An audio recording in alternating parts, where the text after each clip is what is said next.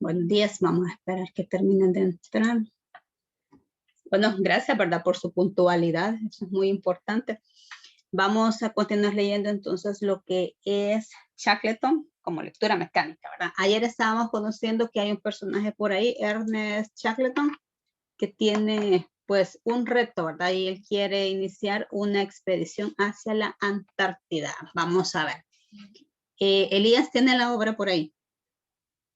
Sí. Ayúdeme, por favor. Quedamos en la página 11, ¿verdad? Sí. Va. Pues yo lo repito, que sí, que defendía el joven Cravan. ¿Cómo pretende cruzar a pie lo más 3.000 kilómetros del continente helado? Lo, lo integró Lord Dickinson, apasionado. No se da cuenta, es una locura. Pues de la misma forma en que Amundsen llegó al polo, afirmó el joven, con trineos tirados por perros. Si he entendido bien la explicación de Sir Ernest. Hay que pedir hasta ahí, ¿o no? Ajá, sí, perdón, lo voy a Ah, interrumpir, perdón. Aquí hay algo bien importante porque dice que ¿cómo es? Llegó al polo, dice. Amundsen. ¿Cómo llegó? A través de, utilizó en ese caso trineos tirados por perros. Entonces, de esa misma forma está pretendiendo Shackleton llegar al polo, ¿verdad? Entonces, ya alguien hizo una parte de la travesía, ¿verdad? Va, muy bien. ¿Quiere continuar usted, don Elías?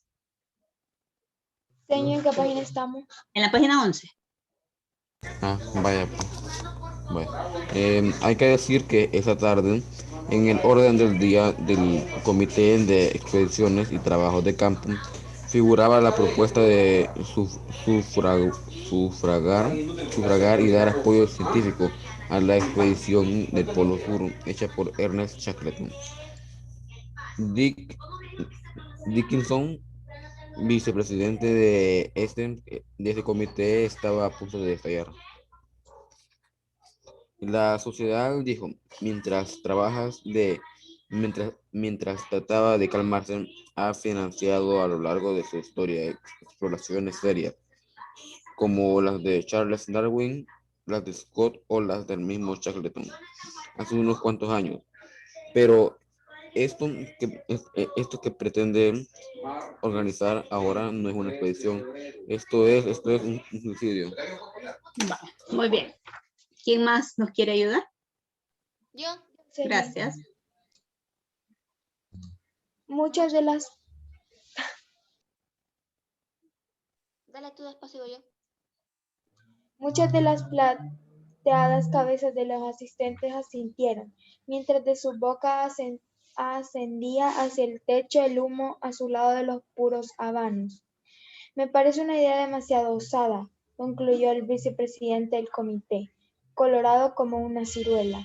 Temeraria, dijo otro de los presentes mientras levantaba su copa de oporto hacia las lámparas de cristal que colgaban del techo. ¿Cómo pretende resistir 3 meses con temperaturas cercanas a los 30 grados bajo cero? Sentado en el centro del grupo de caballeros, con las piernas cruzadas y fumando tranquilamente en pipa, como si nada de lo que ahí se decía fuera con él, estaba Sir Ernest Shackleton.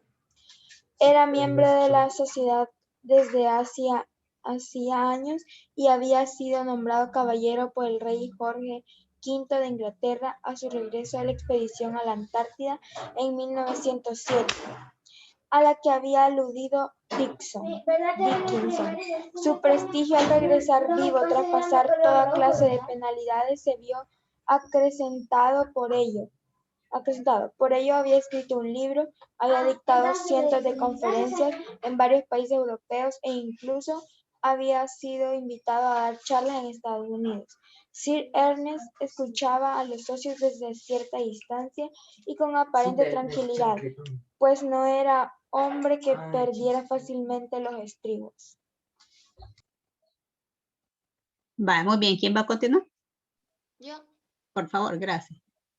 Detrás de una mesa de caoba junto al secretario y a otro caballero de anchos bigotes rizados estaba presidente de la sociedad que ese año de 1914 era el mayor Leonard Darwin, hijo del famoso científico que tanta gloria había proporcionado a Gran Bretaña 50 años antes. Era un anciano amable y conciliador que pidió silencio ante los presentes para que Shackleton tuviera oportunidad de exponer las razones de su viaje. Caballeros, les ruego por tercera vez y escuchen lo que Shackleton tenga que decir. Se callaron y la sólida figura del explorador se levantó de su silla, lentamente, como si ese gesto apaciguara los ánimos exaltados. Se aisló su descuidado traje gris y sacó la pipa en el bolsillo. Era un hombre de años, su cabello era espeso y abundante, peinado por mitad de su gran cabeza. Tenía las espaldas anchas y fuertes, y a un juego con su mandíbula que parecía tallada de piedra. Sus ojos eran de color gris azulado y podían mirar con simpatía o perforar a alguien como si fueran un taladro, o lo que hacía estremecer a más de uno. Su voz era grave y sus manos pequeñas, pero de una fuerza endiablada. Su figura, aunque firme y rotunda, era bastante distinta de la del resto de los asistentes de la reunión. Todos los miembros del Comité de Expediciones y Trabajos de Campo iban. Va, muy bien. ¿Quién más nos quiere ayudar? Gracias. Yo, señor. Gracias, Margarita. Trajeados con tigüet y lucían vistosas corbatas de nudos ajustados que sobresalían orgullosas entre los cuellos almidonados. Shackleton miró a los presentes con la franca sonrisa que nunca lo abandonaba y se dirigió a ellos con una mano en el bolsillo mientras acariciaba su reloj de oro. Después, el punto de vista sentimental, dijo para defender su idea. Este es el viaje más grande que se puede hacer al Polo Sur. Será mejor que la ida y vuelta del polo magnético.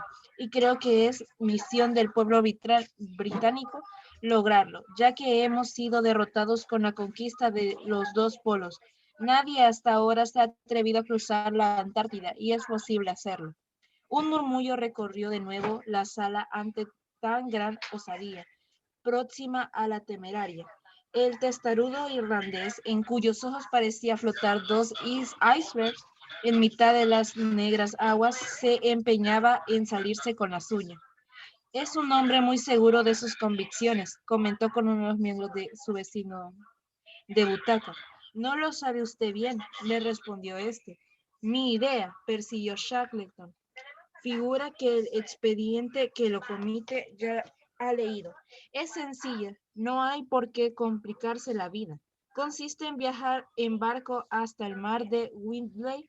Allí desembarcará un equipo de 60 perros y 6 hombres con el material necesario para realizar la travesía. Otro barco nos esperará 3 meses más tarde al otro lado del continente con el mar de Ross. Realizaremos el recorrido del mismo modo en lo que lo hizo Amundsen. Muy bien. ¿Alguien más que nos quiera ayudar? Ya la última participación, por favor.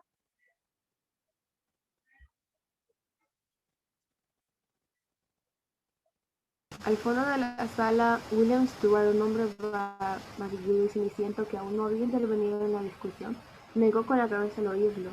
Era conocido entre los presentes porque tenía una gran influencia en la Cámara de los Lores y porque era el mayor escollo de Shackleton para sufragar la expedición.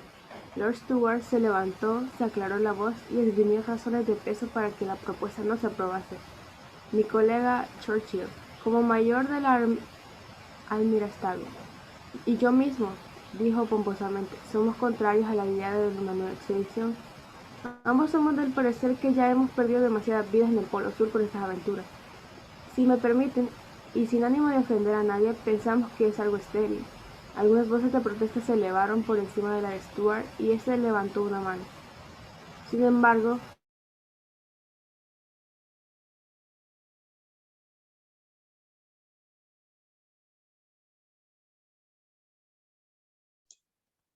Hola, creo que se nos fue el audio. Bueno, dice, sin embargo, prosiguió con tono conciliador. Secundaremos lo que la sociedad decida, por supuesto. Estamos ante otra locura como la de Scott. ¿Hemos de ver morir a más ingleses en los polos? Preguntó amargamente el mayor Clarence, uno de los miembros más veteranos. secundaremos lo que la ciudad Debemos la más ingleses en los polos, veteranos y conservadores de comités. Los de su compañero de sillón, ya hemos perdido demasiado. Los presentes recordaron que tras la Ay, se le va el audio. Buen lagazo. Hola, hola. se me sacó de la reunión. Hola. Creo que es... Yo me había sacado de la reunión. Sí. De verdad, en serio. Ay, perdón. Sí, por eso... O sea que por dar entrada a alguien a usted la saqué. Ay, perdón. Vaya, vamos a hacer una pausa ahí. Fíjense.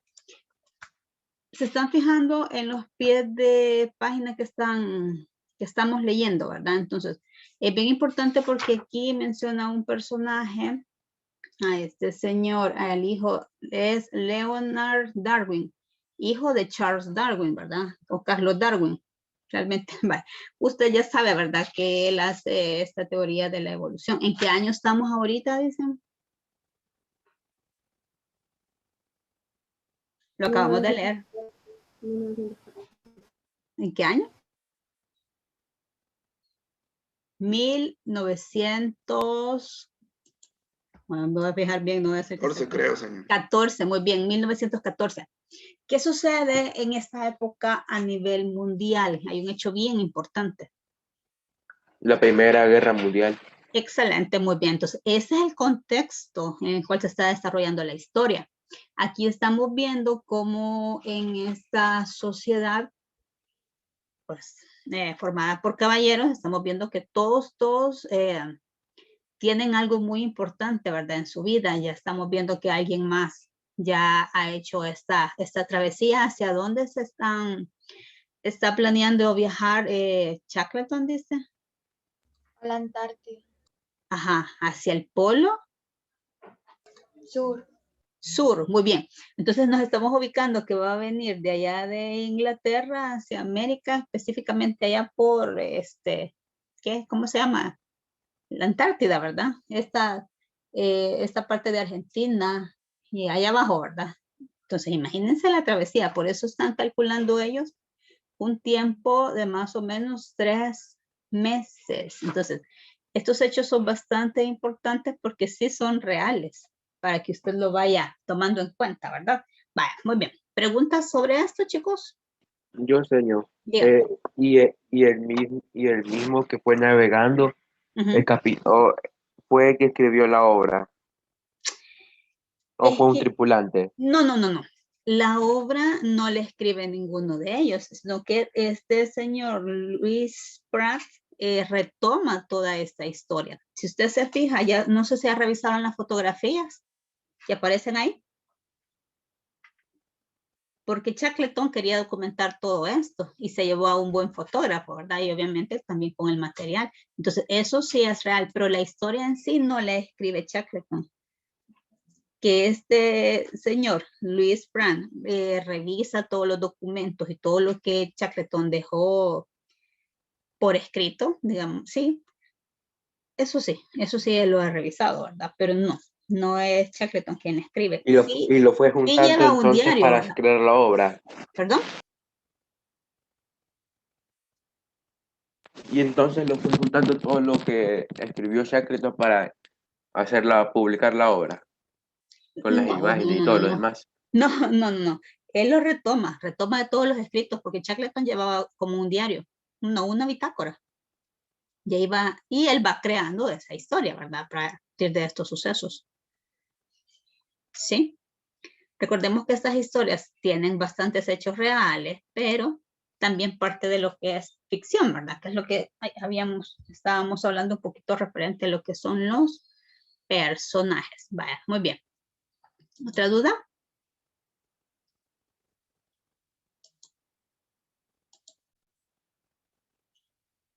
Todo bien. Vamos a hablar entonces ahora, vamos a continuar hablando de lo que es la novela gótica.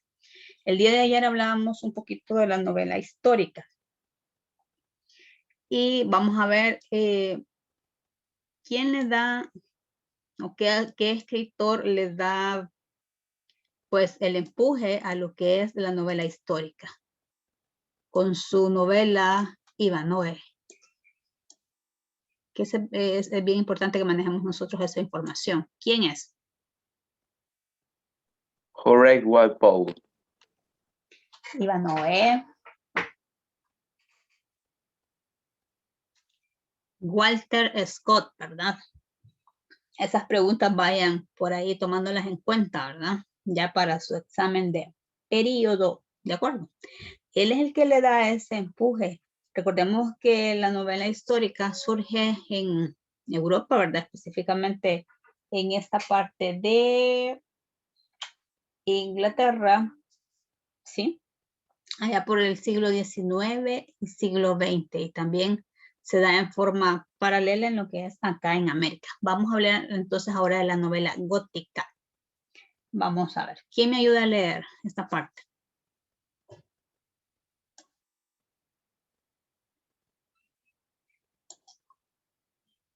Yo, señor. Gracias. La novela gótica se desarrolló en Inglaterra a finales del siglo XVIII de manera conjunta con el romanticismo. No obstante, aunque la novela gótica se inclina por lo exótico, las ruinas y los parajes remotos, también explora lo terrorífico, desde lo aberrante, lo inesperado y lo inquietante.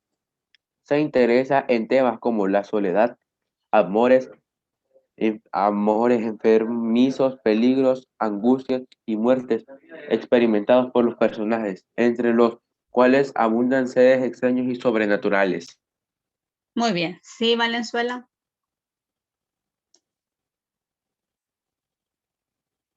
Tenía una pregunta. ¿Por qué Diga. página vamos? Es que ayer mi papá y Natal me compró los libros. Entonces, Página no 19. sé qué página. Página Ok, 19, gracias. vamos. Va, muy bien. Veamos las características. Hoy sí está Saúl por ahí. Creo que sí. ¿Me dijo que me iba a ayudar ahora a leer? No está Saúl. Va, octavo D. ¿Voluntario o voluntaria?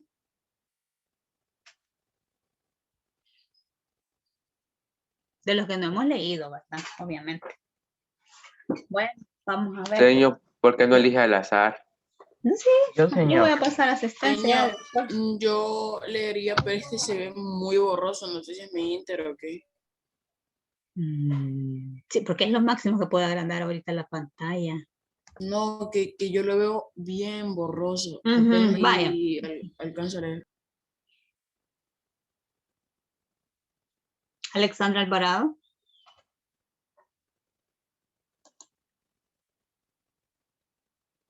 Ariadna Valeria. Cristi. Voy a le voy a pasar asistencia, chicos. Hola, señor. Hola. Va, ayúdame, por favor. Señor. Ujú. Vaya. Principales características. Utilizan como espacio paisajes con neblina, cementerios, castillos medievales, en ruinas, monasterios, entre otros.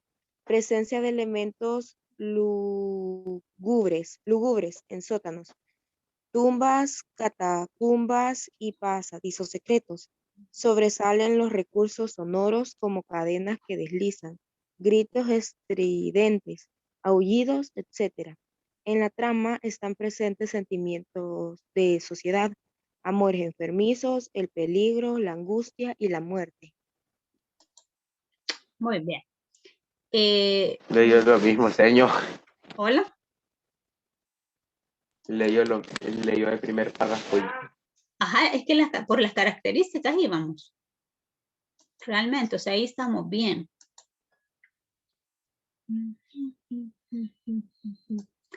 Se recuerdan, quiero ver si se los puedo proyectar otra vez. Aquí estábamos.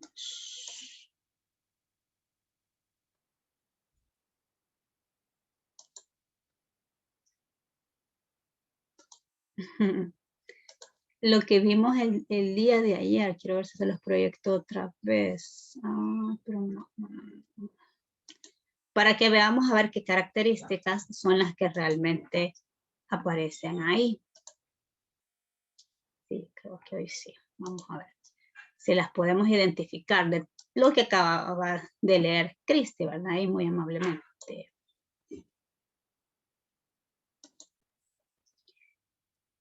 Este recurso ustedes ya lo tenían. Veamos este otro ejemplo. Se llama El huésped de Drácula y su autor es Bram Stoker. Miré hacia el túmulo y en aquel mismo momento se produjo otro cegador relámpago que pareció golpear la estaca de hierro que dominaba el monumento y llegar por ella hasta el suelo, resquebrajando, desmenuzando el mármol como un estallido de llamas. La mujer muerta se alzó en un momento de agonía, lamida por las llamas, y su amargo alarido de dolor fue ahogado por el trueno. La última cosa que oí fue esa horrible mezcla de sonidos, pues de nuevo fui aferrado por la gigantesca mano y arrastrado, mientras el granizo me golpeaba y el aire parecía reverberar con el aullido de los lobos. La última cosa que recuerdo fue una vaga y blanca masa movediza, como si las tumbas de mi alrededor hubieran dejado salir los amortajados fantasmas de sus muertos, y estos me estuvieran rodeando en medio de la oscuridad de la tormenta de granizo.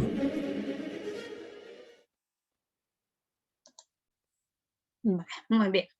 Genial, señor. Vamos a ver ahora. Sí, sí, es que ahí tenemos muchos recursos. Vamos a, aquí me puedo regresar para que veamos en este caso las características, pero ya usted ahí ayúdeme para irla buscando, ¿verdad? Ay, me regresé, no era esto.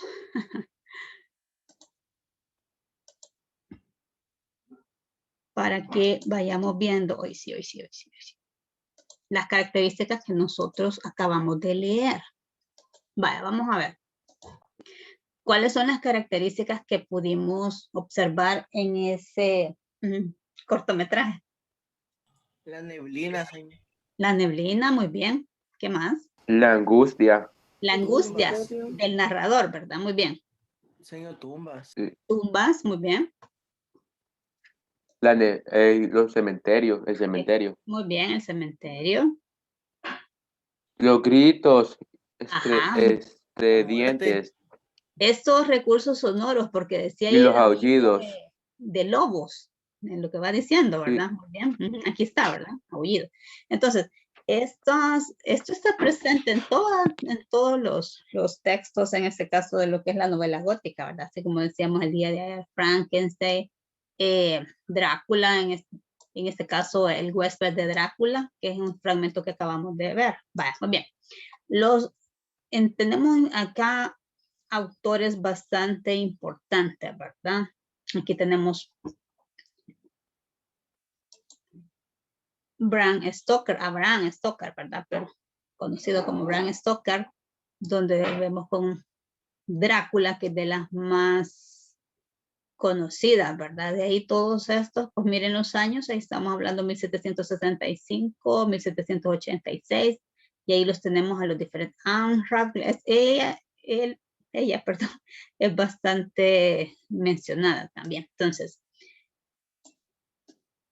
aquí tenemos, ¿verdad? Anne Radcliffe fue modelo del llamado gótico racional y tuvo seguidores en Inglaterra. Y aquí tenemos diferentes seguidores que vienen y pues siguen esa línea. Dentro de esto decíamos que está el romanticismo, porque acá, dentro de las características, habla de ciertos amores enfermizos, ¿verdad? Dentro de los temas que están, porque está ese sentimiento de soledad. Entonces en Drácula lo podemos ver, porque ahí estamos viendo a este conde, pues que vive solo en ese gran palacio, ¿verdad? Y al final él va buscando también, pues, una compañía, ¿verdad? Una esposa. Vean, si bien la novela como pieza de arte puede ser analizada de modo independiente como un universo autosuficiente en sí mismo, es innegable que no existen novelas sin un contexto histórico y social. Toda novela surge en un momento dado y en una cultura específica, por lo cual la novela establece un continuo y marcado diálogo con la sociedad. Entonces, por eso es bien importante que nosotros vayamos ubicando todo lo que vamos leyendo, en qué contexto se está desarrollando.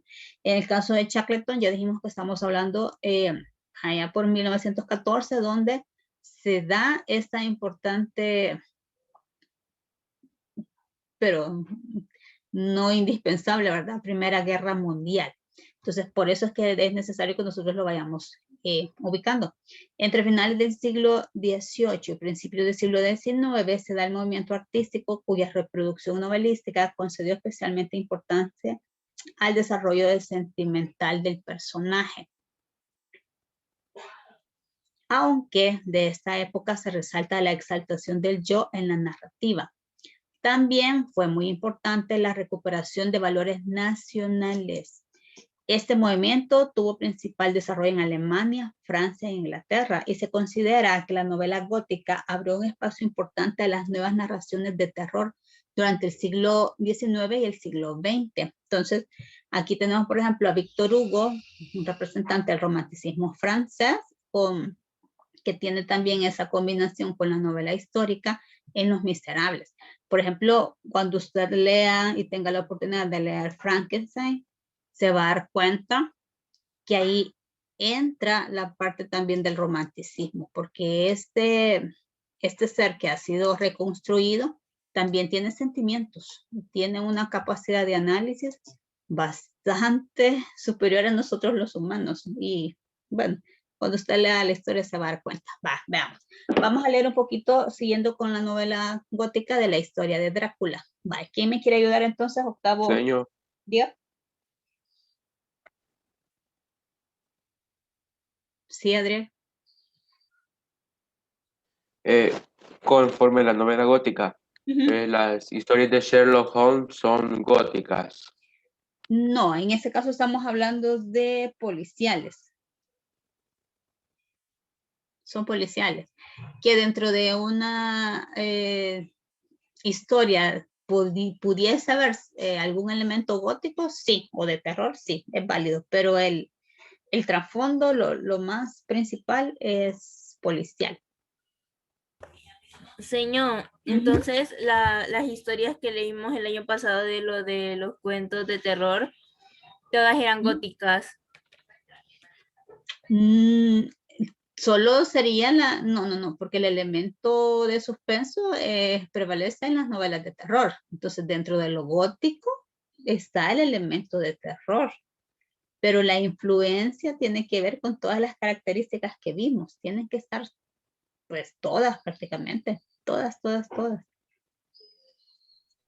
Señor. Lo que podría ser más gótico tal vez sería lo de la familia de los Buldarak, porque ahí se ve un poquito una versión, digámoslo así, de cómo surgen los vampiros, ¿verdad? De acuerdo a su contexto. ¿Sí?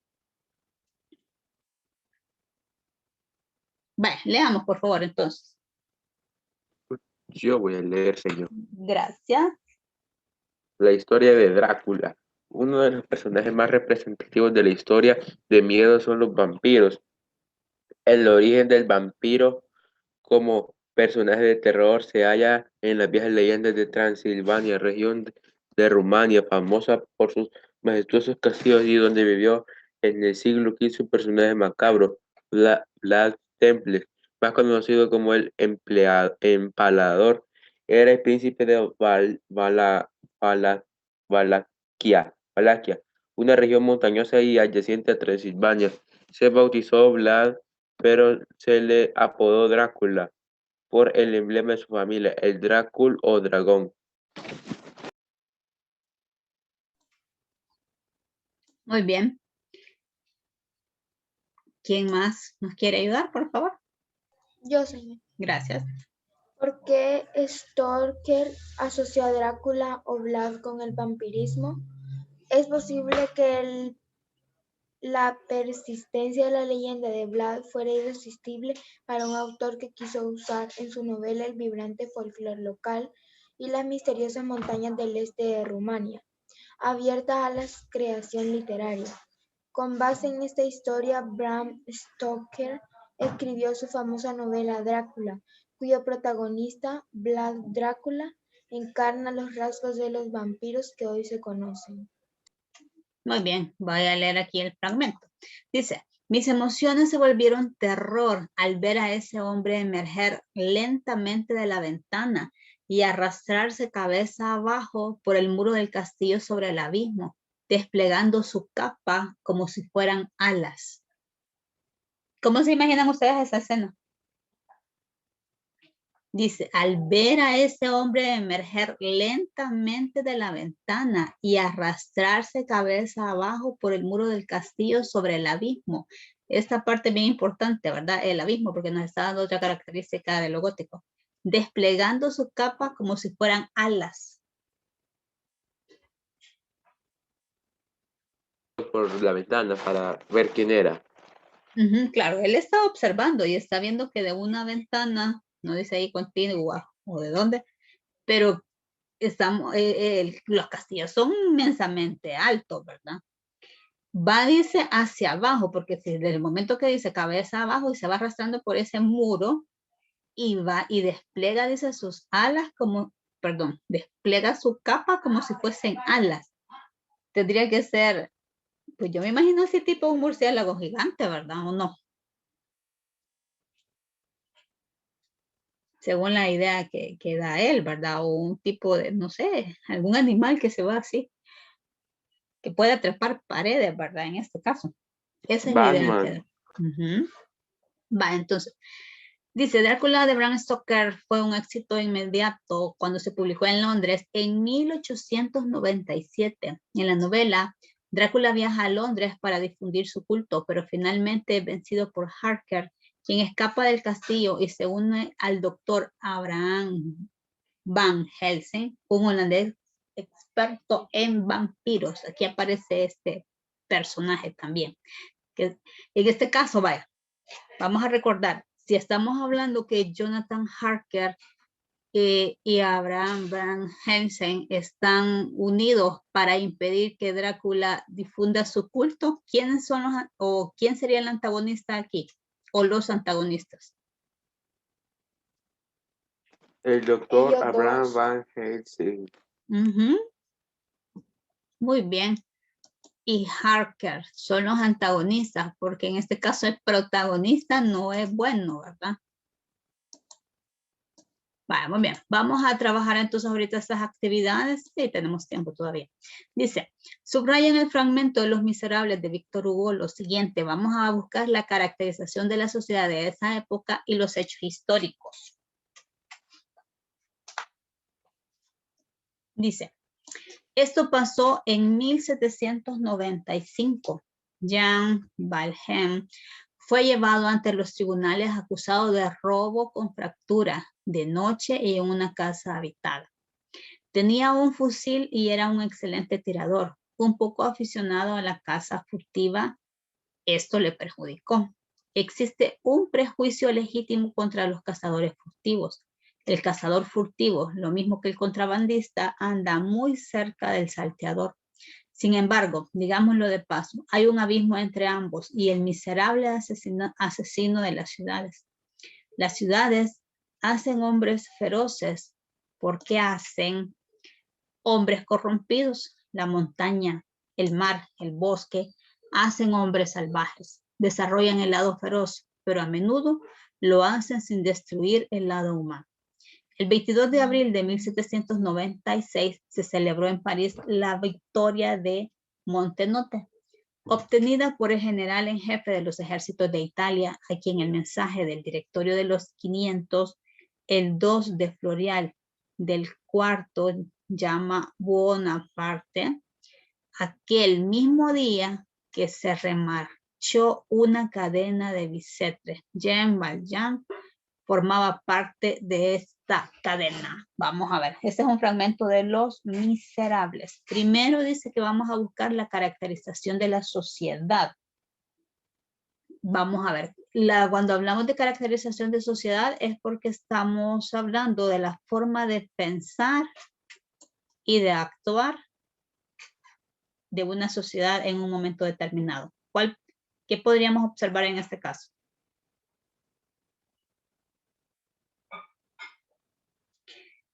Fíjense acá donde dice, existe un prejuicio.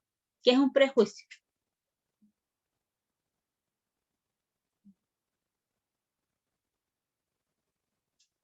Por decirlo así, lo que vemos a simple vista de alguien. Muy bien. O sea, usted ya se cree que aquello ¿Es malo o es bueno? ¿Verdad? Un prejuicio, yo me anticipo a. Entonces, ¿cuál es el prejuicio en este caso? Dice, contra los cazadores furtivos. Entonces, ¿qué piensan ellos respecto a los cazadores furtivos? ¿Cazadores furtivos se entiende qué es? Un contrabandista por aquí. Ajá, pero un cazador furtivo es, bueno, Son recordemos que personas que estamos, cazan. correcto, estamos hablando de 1795 y esa es una forma de vida. En este caso, ellos van a cazar a ciertas zonas, ¿verdad? Y en ciertos momentos para poder llevar el sustento a casa, pues es comida realmente lo que ellos están consiguiendo. Entonces, ese prejuicio que tiene que ver con esto que usted decía por ahí del salteador, es que la gente que se dedicaba a cazar de forma ocasional para proveerse comida, podía ser gente no de buenas intenciones. Y en este caso, este señor Jean Valjean tiene, dice, un rifle y se dedicaba a eso. Pero ¿por qué se dedicaba a conseguir este tipo de comida de esa forma, de esa casa? Porque quizás en el bosque no había nada. Pero ¿y si cazaba animalitos ahí para comer? Entonces, Porque en no, este caso no cazó estamos mucho hablando, quizás ese día. sí, ajá, claro. Fíjense que normalmente esta gente se puede ir una semana. Bueno, cuando leímos La familia de los Bulldarac, por ejemplo, veíamos que se iba por unos 15 días que también iban a cazar. Entonces, y eso lo hacen por la misma necesidad, ¿verdad? De sobrevivencia. Entonces, ahí es donde yo voy creando ese tipo de prejuicio. Bueno, se dedica a la caza furtiva. Ay, no tiene recursos económicos, digámoslo así, como que muy solventes, ¿verdad? Entonces, todo eso se va creando un prejuicio de acuerdo a esto. Entonces, en este caso donde dice existe un prejuicio legítimo contra los cazadores furtivos, esta sería la caracterización de la sociedad. Y en este caso estamos hablando que este personaje fue acusado, dice, de robo con fractura de noche en una casa habitada. Y eso tiene que ver porque él tira una piedra a una vitrina, digámoslo así, a una vitrina para extraer 2 panes francés, de esos panes largos como baguette. Eso fue lo que él robó. Pero como la casa estaba habitada, total es que le dan la pena máxima en aquel momento. Entonces, y dentro de esto, los hechos históricos que presenta iría aquí. Yo creo que aquí sí no nos perdemos, ¿verdad? Porque dice, nos está dando la fecha, el 22 de abril de 1796. Se celebra en París la victoria del Montenotte, ¿sí? Todo esto se vuelve la parte histórica. Hasta aquí. Una parte, ¿de acuerdo? Para que usted lo marque. Veamos entonces esto. ¿Qué cambios harías a Los Miserables para que fuera una novela gótica? ¿Qué cambios le podríamos hacer? Porque este es un fragmento de Los Miserables. ¿Qué le podríamos agregar?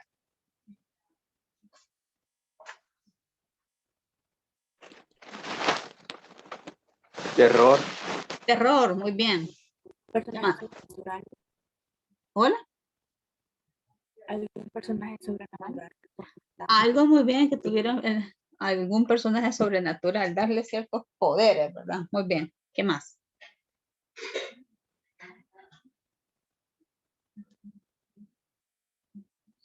Neblina. Neblina, muy bien. La oscuridad.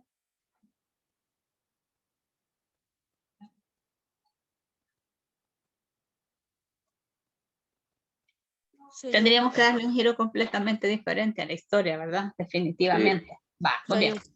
Diga. Y la caracterización de la sociedad de la época sería de que las ciudades hacen hombres feroces. No las ciudades, que la sociedad en este caso etiqueta a las personas por su estilo de vida. En este caso estamos hablando que están condenando a este personaje, a Jean Valjean, Solo por el hecho de que era un cazador furtivo. Yo pensé que por robar 2 panes, baguette. Es que Entonces ese sería de que sí fue viene a ser un llevado. delito. Ujú. Entonces Sí, sería Ricardo. de que fue llevado ante los tribunales. Pues fíjese que no lo llevan ante los tribunales. De una vez le A dan la cárcel. sentencia. Señor, Es que una pregunta. al inicio dice de que fue llevado ante los tribunales acusado de robo con fractura, dice. Exacto, pero no le dan el derecho de defensa. No que ella solo a dictaminar cuál era su Señor, una sentencia. pregunta. Ujú. Pero si acá, digamos, ya en esa época, solo entras a una casa para robar 2 panes, Ujú. te llevaré de un solo a la cárcel. En esa época sí, pero es por el prejuicio que tenía la sociedad. Sí, cuando usted tenga la oportunidad, léanse esa obra, es bien bonita, porque ahí vemos un cambio. Bueno, es que él no era malo, la verdad es que no era el malo, pero que tampoco lo justifica, ¿verdad? Definitivamente, el hambre, la necesidad, la pobreza en la cual él estaba, y realmente la comida no era ni para él, era para sus sobrinos. Entonces ahí vemos que cuando a él es condenado y él llega a esta cárcel, como él era un hombre trabajador, entonces él comienza a darle un giro, digámoslo así, a la cárcel, tanto así que llega un momento que el director de la cárcel le deja a él plena libertad de que ayude a otros presos, porque él ve que sus actitudes son buenas, o sea, él no cambia de personaje, pero a él, ya al salir de la cárcel, porque está todo esto, él es muy bueno con sus manos, ¿verdad? Trabaja mucho la parte de mueblería, digámoslo así, cosas así. Entonces él va obteniendo dinero, pero al salir de la cárcel le dan a él una carta en la cual le dicen y especifica por el delito que él estaba preso, y esa carta siempre la tiene que presentar a cualquier lugar que él llegue. Entonces al estar él en libertad, se topa con la situación que nadie le quiere dar trabajo, nadie le quiere dar posada, a pesar de que él tiene el dinero y se lo ha ganado honradamente para poder pagar el hospedaje. Entonces ahí es donde vamos viendo. Por eso remarca bastante esta parte, que existe un prejuicio en esa sociedad. No solo en ellos, ¿verdad? Sino que como seres humanos cometemos esos grandes errores. ¿Verdad? Muy bien. Si no hay ninguna pregunta, Señor, diga. entonces, ¿cuál sería la caracterización de la sociedad de la época? En este caso, los prejuicios. Entonces sería de que existe un prejuicio. Correcto. Así es, Ricardo. Vale. Muy bien. ¿Dudas, chicos? Vamos a terminar puntuales. No, señor. Vale, muy bien. No, señor. Gracias, Señor. gracias. No, Entonces, señor, vaya, gracias. recordemos que podemos ver las clases del MINET, ¿verdad? Siempre están ahí por cualquier situación, ahí las podemos ver y aprendemos más. Muy bien. Muchas gracias entonces por su asistencia, ¿verdad? Y nos vemos mañana, ¿de acuerdo? Feliz día, bendiciones, y vamos a receso. Coman rico y descansen. Adiós, señor. A los que estamos Gracias. pendientes de la tarea, no se les Gracias por la olvide, por favor. clase. Se me olvidó. Gracias. Adiós. Adiós, señor. Adiós, adiós. Adiós, señor. Adiós. Adiós, señor. Hasta Cuídense. mañana. Tengan un bonito Mañana día. tempranito a las 7. Gracias.